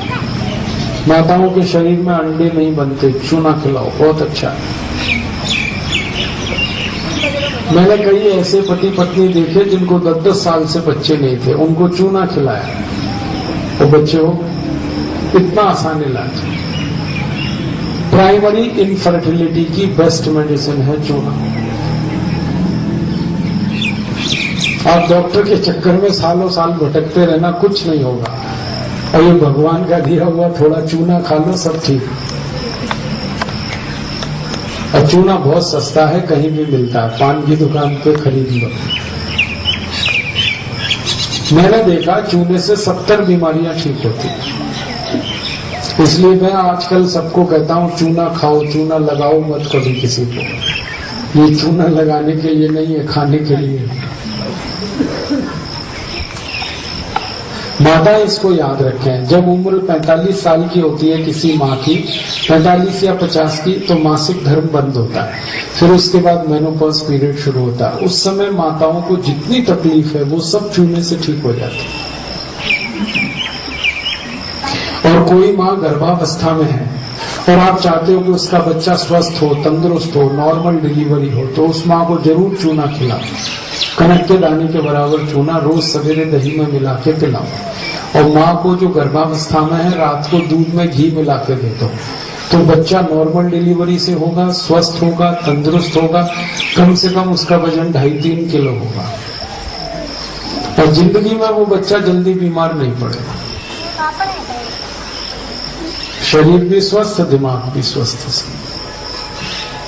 चूना ऐसी अद्भुत चीज है। अब मुझे समझ में आया, हमारे पुराने जमाने के जो बुजुर्ग थे वो घर में एक पानदान रखते थे। सबके घर में पान और चूना रहता था। जब भी खाना खाया वो पान में चूना लगा के खा लिया। कोई अतिथि आया उसको खिला दिया। अब मेरे समझ में आया वो कितने होशियार लोग थे। तो आप भी करो ये, पान खाओ, चूने कट्ठा मत लगाना उसमें, खाली चूना लगा के। बहुत बढ़िया चीज है। बाल अगर किसी को मजबूत करने हैं तो चूना खाओ, आंखें ठीक रखनी है तो चूना खाओ, शरीर ठीक रखना है तो चूना खाओ। चूना रेजिस्टेंस बढ़ाता है, हड्डियों को मजबूत करता है। चूना खून बढ़ाता है, किसी को खून कम बनता है चूना खिला दो, खून बहुत अच्छे से बनेगा। एनीमिया के पेशेंट को मैं जो है ना अनार के रस में चूना पिलाता हूँ, बहुत तेजी से खून बढ़ता है। बहुत अच्छी चीज है। ये सब घर घर में है, बस आप उस पर ध्यान नहीं देते। मेरी तो यही कहने की बात है कि आप घर की दवाओं पे ध्यान दो, ये बाजार के चक्कर में क्यों फंस गए आप? भगवान ने इतनी चीजें हमको दे रखी है, इनका उपयोग करो। और 100 बातों की एक बात, आपको इतने मैंने नुस्खे बताए, कई बार लोग कहते हैं जी भूल जाते हैं, याद नहीं रहता या कंफ्यूजन हो जाता है, तो मेरे 100 नुस्खों का एक याद रखना आप, गाय का मूत्र और चूना, बस इसी में जिंदगी कट जाएगी। आप कुछ बीमारी हो गई तो गोमूत्र पी लो, थोड़ा सा चूना खा लो, सब बीमारी ठीक। आंख की बीमारी है तो गोमूत्र आंखों में डाल लो, एक एक बूंद, आंखें ठीक होती। कान में तकलीफ है, कान में गोमूत्र डाल लो, कान ठीक होता है। शरीर में त्वचा का रोग है, गोमूत्र लगा के मालिश कर लो, त्वचा ठीक होती। बहुत लोग ये कहते हैं कि गोमूत्र पिएंगे कैसे, बास आती है, तो दारू कैसे पीते हो? दारू की बोतल पे बोतल गटक सकते हैं, तो गोमूत्र पीने में क्या तकलीफ है? और आपको तो मालूम है गाय का मूत्र प्रसाद बनाता है। हमारे घर में जब सत्यनारायण की कथा होती है, पंचामृत बनता है ना, तो पहले गोमूत्र ही डाला जाता है उसमें। तो जब प्रसाद में गोमूत्र डलता है तो आपको क्या तकलीफ होती हो? अच्छा, मैं तो कई बार ऐसे मुंह लगा के पीता हूँ, गाय मूत्र देती है ऐसे पी लेता हूँ, कोई तकलीफ नहीं। फिर कई लोगों को ये लगता है कि इसको छानना चाहिए, नहीं छानना चाहिए। अरे गाय के शरीर से ही छन कर आता है, 2 फिल्टर उसके शरीर में लगे, किडनी उसके भी है, वो छान के देती है, तो डरो मत उसमें। बस इतना ध्यान रखना कि गोमूत्र जब लेना किसी गाय का तो गाय देशी होनी चाहिए, एक बात, और वो गर्भावस्था में ना हो। तो ऐसी गाय का मूत्र पियोगे तभी लाभ है। विलायती गाय का मत पी लेना, नहीं तो उल्टा हो जाएगा और बीमारी बढ़ जाएगी आपकी। वो भी मैंने पी के देखा, विलायती गाय का बहुत तकलीफ करता है। देशी गाय का पीना, और देशी गाय का ही दूध पियो, देशी गाय का घी खाओ, देशी गाय का मूत्र पियो, सब बीमारी ठीक रहेगी। गांव में तो हर बीमारी का इलाज गाय के मूत्र से और चूने से। चूना हर गांव में, मूत्र हर गांव में। तो सब याद ना रहे तो 2 चीजें याद रख लो बस, ठीक है? तो बीमारी भी मिटी आपकी, स्वस्थ हो गए, तंदुरुस्त हो गए, और योग प्राणायाम करते रहो तो और अच्छा है। तो इस तरह से हम चाहते हैं कि सारे भारत को स्वस्थ बना दें, बिना पैसा खर्च किए हुए अपने घर की दवाओं से हम हर व्यक्ति को स्वस्थ बना सकते हैं। अब हमारा दूसरा अभियान है कि देश को स्वस्थ बनाना। हमारे देश की बीमारियां हैं वो भी हमें ठीक करनी है, जैसे भ्रष्टाचार, जैसे गरीबी, जैसे बेरोजगारी, जैसे महंगाई, ये सब बीमारियां हैं देश की, ये भी ठीक करनी है। और भ्रष्टाचार इतनी बुरी बीमारी है कि घर घर में, देश की रग रग में घुस गया भ्रष्टाचार। हमारे घर में कोई बच्चे का जन्म हो, वहां से भ्रष्टाचार शुरू हो जाता है। उस बच्चे के जन्म का प्रमाण पत्र बनवाना पड़े तो बिना रिश्वत दिए नहीं बनता। और कोई मर जाए घर में तो उसका मृत्यु प्रमाण पत्र बनाना हो तो बिना रिश्वत दिए वो भी नहीं बनता। तो जन्म से मृत्यु तक रिश्वतखोरी है इस देश में। और ये रिश्वतखोरी सारे देश में एक साल में 18 लाख करोड़ लूटखोर नेताओं ने विदेशी बैंकों में 328 लाख करोड़ रुपए जमा कर रखा है। 70 बैंक हैं दुनिया में जहां पर ये पैसा जमा, और इनके साथ कुछ लूटखोर अधिकारी भी हैं, उन्होंने भी पैसे जमा कर रखे। तो हमने तय किया है कि ये सारा पैसा जो विदेशी बैंकों में है इसे वापस लाएं, क्योंकि ये देश की संपत्ति है। आपका पैसा है, ये मेरा पैसा है। आपने टैक्स दिया, मैंने टैक्स दिया, ये वो पैसा है जो नेता लूटते। अब बहुत लोग मुझे ये पूछते हैं क्या ये पैसा आ सकता है? हाँ, ये आ सकता है। इसको वापस लाने के रास्ते हैं। पहला रास्ता है कि अगर भारत के सुप्रीम कोर्ट में एक मुकदमा दाखिल किया जाए और उसमें ये कहा जाए कि विदेशी बैंकों में जो 328 लाख करोड़ रुपए रखा है उसे भारत की राष्ट्रीय संपत्ति घोषित करो, और सुप्रीम कोर्ट उसे राष्ट्रीय संपत्ति घोषित कर दे, तो ये सारा पैसा आ जाएगा। हमने इसी उम्मीद में सुप्रीम कोर्ट में एक मुकदमा करवाया 6 महीने पहले, एक वकील के मार्फत। उसका नाम है राम जेठमलानी। वो मुकदमा अभी चल रहा है। 2.5-3 साल में इसका फैसला आ जाएगा और उम्मीद है कि हम जीतेंगे और 328 लाख करोड़ रुपए वापस आएगा। एक दूसरा रास्ता है कि भारत की संसद में एक प्रस्ताव पास कराया जाए और संसद ये कहे कि जितना पैसा विदेशी बैंकों में है वो भारत की राष्ट्रीय संपत्ति है। और संसद में जब ये प्रस्ताव होगा ना तो सांसद बहस करेंगे इस पर। उस समय हम देखेंगे कि इसका विरोध कौन कर रहा है। जो विरोध कर रहा है पक्की बात है बेईमान वही है, पैसे उसी के, और जो ईमानदार है वो तो समर्थन करेगा इसका। तो संसद में या तो बेईमान लोग ज्यादा होंगे तो हमारा प्रस्ताव फेल होगा, या ईमानदार सांसद ज्यादा हुए तो प्रस्ताव पास होगा। प्रस्ताव पास हो गया तो पैसे आ जाएंगे, तो कुछ करना नहीं अपने को। और नहीं हुआ प्रस्ताव पास, इसका माने बेईमान लोग ज्यादा हैं संसद में, तब हम 2014 में एक संकल्प लेकर काम करने वाले हैं। 2014 में चुनाव आएगा संसद का। सारे देश में से हम 400 सांसदों को जिताकर लाएंगे संसद में जो ईमानदार हैं, देशभक्त हैं, और उनकी मदद से ये प्रस्ताव फिर पास कराएंगे 328 लाख करोड़ रुपए को वापस लाने का। आप पूछोगे क्या 400 सांसद आना आसान है? हाँ, क्योंकि वो 400 सांसदों को संसद में जिताकर लाने के लिए परम पूजनीय स्वामी रामदेव जी खुद एक एक चुनाव क्षेत्र में जाएंगे, और उनके साथ भारत के बड़े बड़े 70 से ज्यादा संत भी जाने को तैयार है। इसलिए ये आसान है। एक बहुत बड़े संत में जाने को स्वामी सत्यमित्रानंद गिरी वो तैयार है, स्वामी गोविंद देव गिरी जी वो तैयार है, स्वामी अवधेशानंद गिरी जी वो तैयार है, परम पूजनीय मुरारी बापू, परम पूजनीय सुधांशु जी महाराज, ये सब तैयार है। ऐसे 70 संतों ने संकल्प लिया अभी हरिद्वार में जब कुंभ हुआ था कि हम सब मिलकर ये काम करेंगे। तो अगर 70 संत सारे देश में घूमेंगे और उनके करोड़ों भगत हैं पूरे देश में, तो 400 सांसद क्या 500 भी जीत के आ सकते हैं, कोई बड़ी बात नहीं।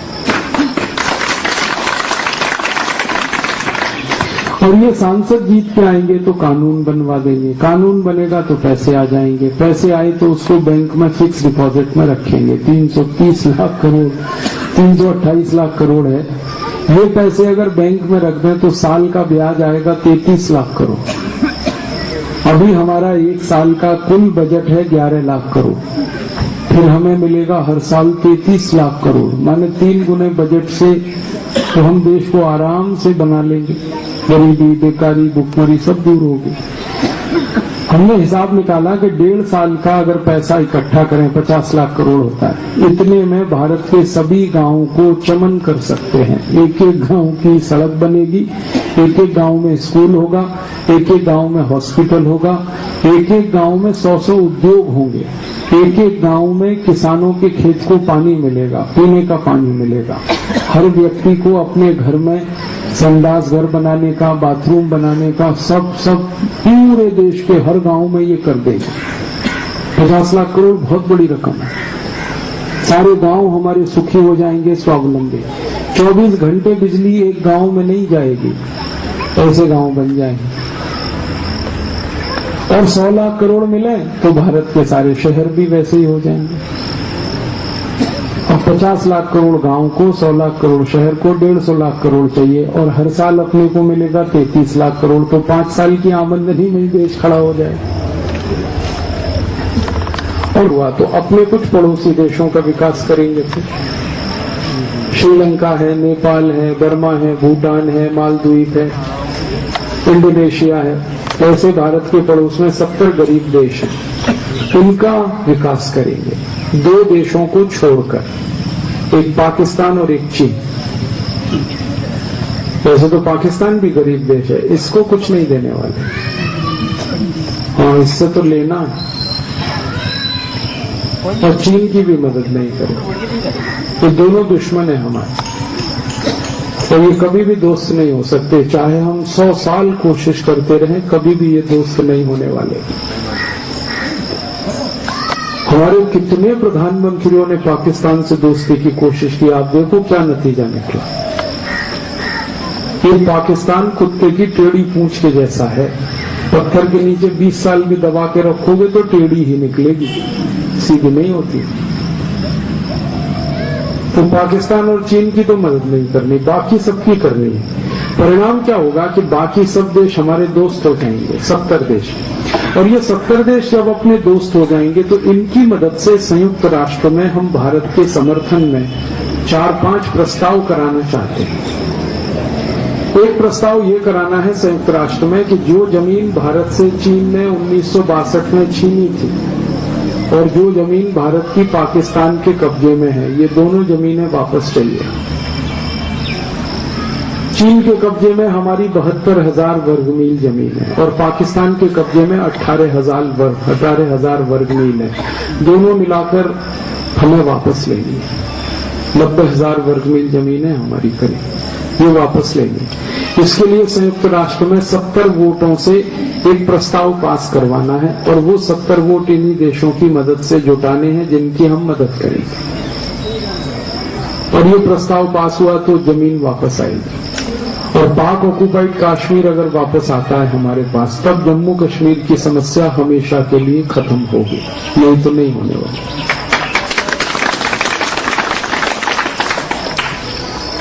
जिस दिन पाक ऑक्युपाइड कश्मीर हम ले लेंगे वापस, उसी दिन समस्या समाप्त हो जाएगी। और एक दूसरा प्रस्ताव कराना है, अपना ये जो कैलाश मानसरोवर है वापस लेना है चीन से। ये तो हमारा तीर्थ स्थान है। और इसके लिए क्या करेंगे? चीन की सबसे कमजोर नस दबाएंगे। ये जो 70 देश है ना, इनकी मदद से संयुक्त राष्ट्र में एक प्रस्ताव करवाएंगे, तिब्बत को आजाद करो। और जैसे ही तिब्बत की आजादी का सवाल आप उठाओगे, चीन आपके सामने तुरंत सरेंडर करेगा, क्योंकि चीन के लिए सबसे कमजोर है तिब्बत। और 70 देश अगर मान जाएं तो तिब्बत तो आजाद होगा ही, फिर चीन कुछ नहीं कर सकता, क्योंकि फिर संयुक्त राष्ट्र की सेना जाएगी तिब्बत को आजाद करने। और तिब्बत आजाद हो जाए तो भारत हमेशा के लिए सुरक्षित हो जाएगा, क्योंकि फिर चीन और भारत के बीच में तिब्बत आ जाएगा। तो देश की सुरक्षा हमारे लिए बहुत जरूरी है, उसके लिए तिब्बत को आजाद होना बहुत जरूरी है। और 70 देश तैयार हैं, बस हमें उनको इकट्ठा करना है।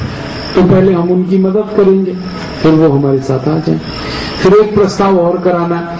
अंग्रेजों ने भारत में 250 साल बहुत सारा धन लूटा, वो सब वापस लाना है।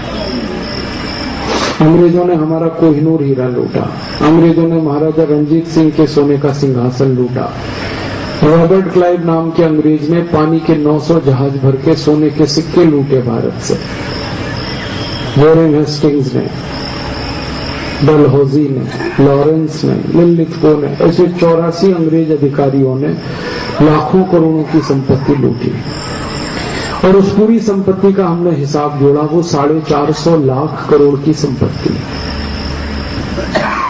ये पूरा वापस लाना है। इसके लिए संयुक्त राष्ट्र में प्रस्ताव कराना और एक अंतर्राष्ट्रीय अदालत में मुकदमा लड़ना है अंग्रेजों के खिलाफ। उस मुकदमे में गवाही के लिए ये 70 देश चाहिए हम, क्योंकि अंग्रेजों ने इनको भी लूटा।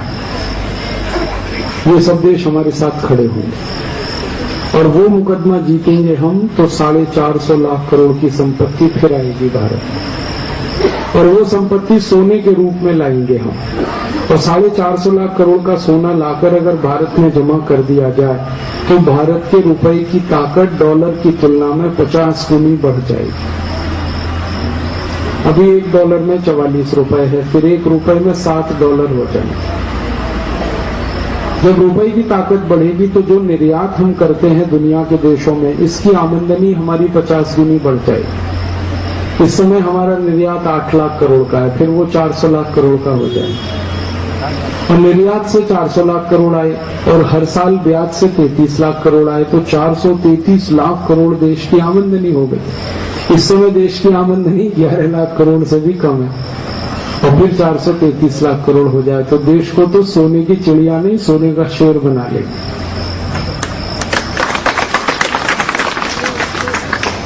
अब की बार सोने की चिड़िया नहीं बनाएंगे भारत को, क्योंकि सोने की चिड़िया था तो लूट लिया सब विदेशियों ने। चिड़िया कमजोर होती है, शेर मजबूत होता है। सोने का शेर बनाएंगे, अब कोई ना लूटे इस देश को। और एक बड़ा काम होने वाला है कि अगर रुपया मजबूत हो गया, डॉलर कमजोर, तो जो भारतवासी अमेरिका में रह रहे हैं ये सब वापस आ जाएंगे। 2.5 करोड़ भारतवासी आएंगे वापस। तो इनका जो ब्रेन है, इनका जो गरीबी दूर होगी, भुखमरी दूर होगी, बेकारी दूर होगी और महंगाई दूर करेंगे हम कैसे? जब आमदनी 433 लाख करोड़ की देश को हो जाए तो टैक्स लेने की जरूरत नहीं, सारे टैक्स माफ कर दो, क्योंकि टैक्स की आमदनी तो 7-8 लाख करोड़ की है, कोई बड़ी बात नहीं, वो हम माफ कर सकते। टैक्स माफ कर दिए तो सारी महंगाई खत्म। मैंने अभी हिसाब जोड़ा, सारे टैक्स माफ करें तो पेट्रोल मिलेगा 16 रुपए लीटर, डीजल मिलेगा 7 रुपए 80 पैसे लीटर, रसोई गैस का सिलेंडर मिलेगा 45 रुपए, नमक मिलेगा 50 पैसे किलो। आप बस का टिकट खरीदो 100 रुपए का, टैक्स खत्म होने के बाद वो टिकट मिलेगा 27 रुपए। रेल का टिकट 100 रुपए का, टैक्स खत्म होने के बाद वो मिलेगा 22 रुपए का। सारे टैक्स खत्म होंगे, सब महंगाई खत्म, पढ़ाई बहुत सस्ती हो जाएगी। अभी इंजीनियरिंग की पढ़ाई में 5 साल में 5 लाख खर्च होता है, फिर 50,000 में हो जाएगी वो पढ़ाई। मेडिकल की पढ़ाई में 7-8 साल में 40 लाख खर्च होता है, फिर 4 लाख में हो जाएगी। शिक्षा सस्ती, घर खर्च चलाना सस्ता, पढ़ाई सस्ती, चिकित्सा सस्ती, हर चीज सस्ती, तो गरीब आदमी भी जिंदा रहेगा और हर आदमी की आमदनी बढ़ेगी। तो महंगाई खत्म, बेकारी खत्म, गरीबी खत्म, भुखमरी खत्म, शिक्षा सबको, पानी सबको, रोजगार सबको, हर चीज हो जाएगी और हर आदमी को योग प्राणायाम का ज्ञान दे देंगे हम, तब तक तो सब सुखी स्वस्थ हो जाएंगे। तो ऐसा देश बना। आपकी इसमें मदद चाहिए। आप बोलोगे जी क्या मदद करें? आप हमारे इस अभियान के साथ जुड़ जाओ, मेंबर बन जाओ, तो हमारा ये काम जल्दी होगा। ये अभियान पूरा करने के लिए हमें 5 करोड़ मेंबर चाहिए सारे देश में, तब हमारे 400 सांसद चुनकर आएंगे संसद में, जब 5 करोड़ मेंबर हों। अभी हमारे अभियान में 50 लाख मेंबर हैं, अभी 4.5 करोड़ बाकी हैं। हर व्यक्ति अगर 10-10 मेंबर बना दे तो हमारे 5 करोड़ मेंबर पूरे हो जाएंगे। तो मैं आपसे निवेदन करने आया कि आप हमारे अभियान में मेंबर हो जाओ। और मेंबर होने के लिए 11 रुपए का आपसे दान चाहिए हमें। हमारे अभियान में कोई भी व्यक्ति जो मेंबर बनता है उसकी दान राशि 11 रुपए रखी है हमने, गांव के व्यक्तियों के लिए। तो आप मेंबर बनेंगे, 11 रुपए दान कर सकते हैं। रसीद आपको हम दे देंगे, और वो जो आप 11 रुपए हमें देंगे, यही पैसे से हम ये लड़ाई लड़ने वाले हैं। सारी दुनिया के स्तर पर ये काम हमें करना है, इसमें हमारा 250 करोड़ खर्च होने वाला है। तो ये पैसा हम चाहते हैं कि भारत के ईमानदार लोगों से, मेहनती लोगों से 11-11 रुपए के रूप में इकट्ठा किया जाए। वैसे तो करोड़पति लोग तैयार हैं हमको पैसा देने के लिए, हमने लेना बंद कर दिया उनसे, नहीं लेते अब किसी से, क्योंकि कौन करोड़पति कहाँ बेईमानी का कौन सा पैसा हमको दे दे हमें तो पता ही नहीं। और बेईमानी का पैसा बेईमान बनाता है आदमी, ईमानदारी का पैसा ईमानदारी लाता है। तो हम चाहते हैं गांव के मेहनत करने वाले मजदूर हैं, जमींदार हैं, किसान हैं, अध्यापक हैं, विद्यार्थी हैं, ऐसे साधारण लोगों से 11-11 रुपए लेकर अपना फंड पूरा कर लें। और हमें 5 अभियान जब सफल होगा तो आपको बड़ा गर्व होगा कि आपने एक ऐसे अभियान के साथ अपने को जोड़ा। और ये अभियान सफल होने ही वाला है, क्योंकि एक सन्यासी ने शुरू किया है ये। और सन्यासी जब भी कोई काम भारत में करते हैं, भगवान भी वो काम पूरे करा देते हैं। हमारे देश में एक सन्यासी थे 1857 में, उनका नाम था परम पूजनीय स्वामी दयानंद सरस्वती। उन्होंने एक अभियान शुरू किया था भारत की आजादी का, क्योंकि अंग्रेज उस समय राज करते थे देश में। तो उनके अभियान में भगवान ने 7,32,780 क्रांतिकारियों को भेज दिया। नाना साहब पेशवा, तांतिया टोपे, झांसी की रानी लक्ष्मीबाई, नाना फडणवीस, वासुदेव बलवंत फड़के, शहीद आजम भगत सिंह, उधम सिंह, चंद्रशेखर, ऐसे 7,32,780 क्रांतिकारी किसी सन्यासी के अभियान में आ गए। वो सन्यासी तो चला गया 1875 में, माफ करना 1894, लेकिन अभियान में जो जुड़े क्रांतिकारी, उन्होंने तो देश को आजाद करा दिया 1947। तो सन्यासी जब कोई काम करता है तो ऐसे सफल होता है। अब फिर एक सन्यासी हैं परम पूजनीय स्वामी रामदेव जी, उन्होंने ये अभियान शुरू किया और देश को समृद्धशाली बनाना है, वैभवशाली बनाना है, गरीबी, भुखमरी, बेकारी से मुक्त करना है, बीमारी बुराइयों से मुक्त करना। तो फिर सारा देश इकट्ठा हो रहा है, फिर लाखों लाखों क्रांतिकारी आएंगे, फिर लड़ाई होगी। पहले गोरे अंग्रेजों से हुई थी, अब काले अंग्रेजों से होगी लड़ाई, तो फिर होने वाली। अब आप सब इस अभियान में जुड़ जाएंगे तो ये लड़ाई हम जल्दी जीतेंगे, यही मेरा आपसे निवेदन है। और आप जुड़ेंगे, दूसरों को भी जोड़ेंगे, ऐसा मेरा पूरा विश्वास है, क्योंकि हम सब ईश्वर की प्रेरणा से इकट्ठे हुए हैं। मुझे कई बार ऐसा लगता है कि हम पुराने बिछड़े हुए ही क्रांतिकारी हैं जो अब फिर इकट्ठे हो रहे हैं। 1857 में परम पूजनीय दयानंद सरस्वती ने इकट्ठा किया, अब 2010 में परम पूजनीय स्वामी रामदेव जी इकट्ठा कर रहे हैं। दोनों एक ही परंपरा के सन्यासी। जिस परंपरा के स्वामी दयानंद जी थे, उसी परंपरा के स्वामी रामदेव जी। तो मुझे तो लग रहा है ये ईश्वर की कोई लीला चल रही है, ईश्वर की कोई प्रेरणा से ये काम हो रहा है। और हम सब भी ईश्वर की प्रेरणा से इस काम में जुड़ रहे हैं। मैं आया, आप आए, ऐसे 50 लाख लोग आ गए, 4.5 करोड़ और आएंगे तो काम तो होने वाला है। तो आप सब इस अभियान में जुड़े और अपनी अपनी आहुति इस अभियान के लिए दें। 11 रुपए का जो दान है वो आपकी आहुति है एक तरह से, और आपकी जो मेंबरशिप है वो हमारी ताकत बनने वाली है। 5 करोड़ लोगों की ताकत इस देश में 400 सांसदों को संसद में पहुंचा देगी। तो ये दोनों तरह से हमें अभियान सफल करना है। यही निवेदन करके मैं आपका आभार व्यक्त करूंगा, धन्यवाद दूंगा। आप सब इतनी देर यहाँ बैठे रहे, मेरी बातों को शांति से सुनते रहे। मेरा निवेदन है कि ये बातें आप दूसरों को भी सुना। जितने ज्यादा लोगों तक ये बात आप पहुंचाएंगे, उतना जल्दी ये काम पूरा हो जाएगा। मैं आपसे कहूंगा, भारत माता की, हम सब बोलेंगे जय। भारत माता की, भारत माता की, भारत माता की, वंदे वंदे वंदे। धन्यवाद।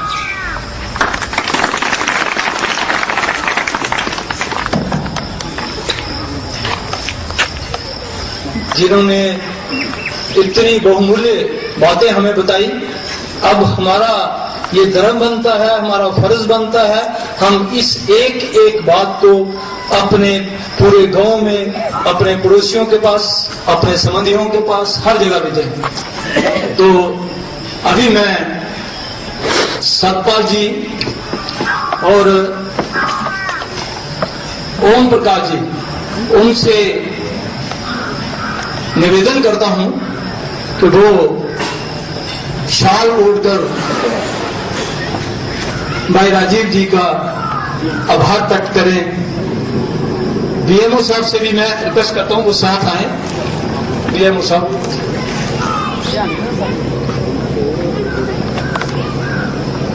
राज्य प्रभारी महात्मा राम भिक्षु जी, प्रधान शर्मा जी, देवर जोरा जी जो मंडल प्रभारी हैं, हमारे मंडल प्रभारी अपने नहीं दिखा दे रहे वो कहाँ है, सह राज्य प्रभारी और योगराज जी मंडल प्रभारी उधमपुर रियासी, राजीव जी सामने ये दूसरा शिक्षा लेकर भी आभार व्यक्त करें। इसके बाद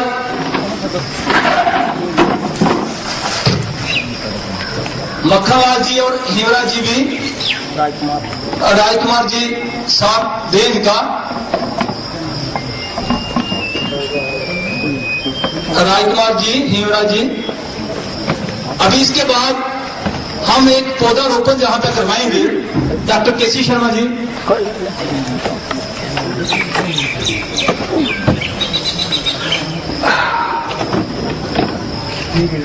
पंडित परमानंद जी, सदैव जी,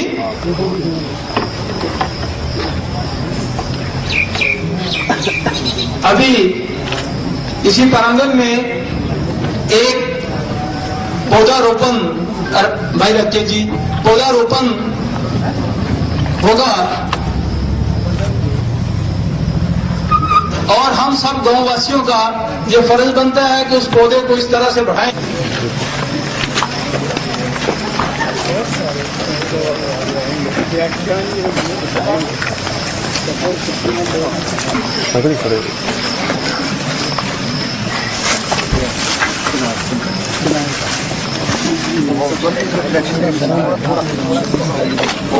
थोड़ा सामने सामने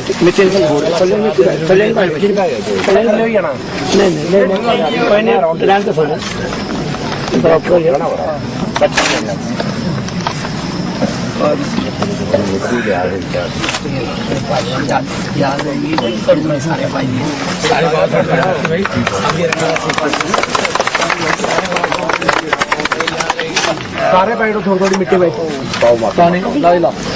अपने अपने हाथ करने, थोड़ी थोड़ी मिट्टी सारे करेड़ो। एक बड़ी बड़ी यादगार